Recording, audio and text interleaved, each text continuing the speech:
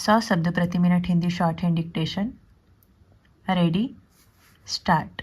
अध्यक्ष महोदय, माननीय वित्त मंत्री जी ने ऐसे समय पर यह बजट सदन के सामने पेश किया है जब हमारा देश एक आर्थिक संकट से गुजर रहा है।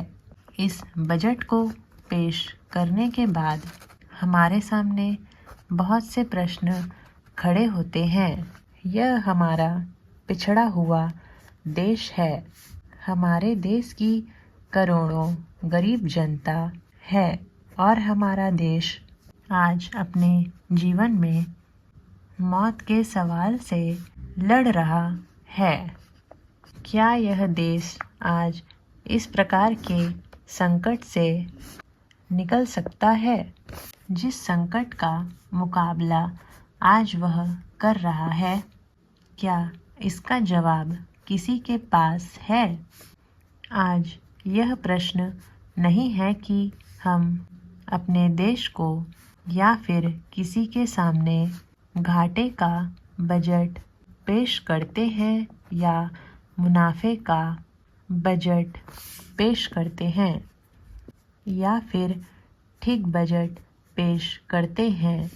अब प्रश्न यह है कि हमारे देश के सामने जो समस्याएं हैं उनका समाधान इस प्रकार के बजट से हो पाएगा अथवा नहीं। पैरा, मैं उन लोगों में से हूँ जो यह समझते हैं कि जो पिछड़े हुए हैं, जो गरीब मुल्क के हैं, अगर उनका विकास होना है तो उनकी उन्नति के लिए, उनके विकास के लिए सारे देश को, सारी जनता को बोझ सहन करना पड़ेगा।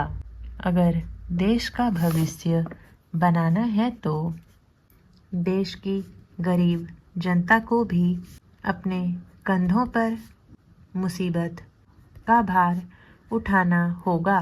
लेकिन हमारा देश जिस आर्थिक विकास की मंजिल तक पहुंच चुका है, उसमें मैं यह समझता हूं कि हमारे वित्त मंत्री ने इस बात की कोशिश की है। आज जो हमारा संकट पैदा हो गया है, हमारी कीमतें जिस प्रकार से बढ़ रही हैं, जिस प्रकार से खाद्य संकट आ गया है, उन्हें उसका एहसास है। देश की गरीब जनता पर हम करों का बोझ हम ज़्यादा न लादें। मैं आपके द्वारा कहना चाहता हूँ कि पिछली बार जब हम अपने देश को या फिर देश के अंदर अवमूल्यन किया था, उससे देश को जो नुकसान उठाना पड़ा, जिस मुसीबत में हम देश को आज धक्का देकर डाल दिया है, उससे निकलने की कोशिश इस बजट के माध्यम से की गई है। उन्होंने अपने देश के लिए एक बहुत ही ठीक बजट पेश की है।